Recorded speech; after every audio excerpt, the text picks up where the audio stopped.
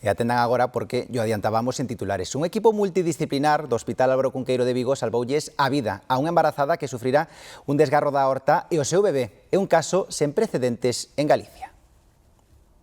África vai facer 2 meses. Na semana 24 da súa xestación, súa nai sufriu unha disección aórtica grave mentres tomaba tranquilamente un café. Estar tomando algo nunha cafetería e o día seguinte encontrarme na UCI ou en REA co peito aberto, co vendaje todo hasta aquí, rodeada de cables, para min foi...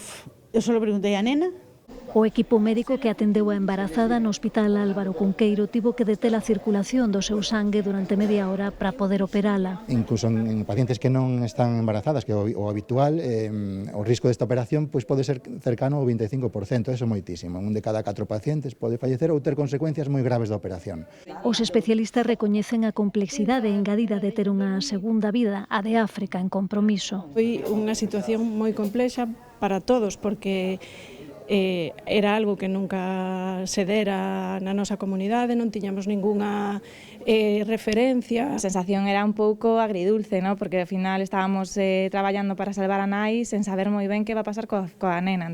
Os médicos lograron salvar a nai e a meniña que naceu 3 meses despois da operación da muller. Están las dos aquí, pero no podía estar ninguna, porque en teoría es un milagro que estén aquí. Gracias a él estamos aquí, serán sempre os padriños de África. No Álvaro Cunqueiro chaman a pequena África Milagres.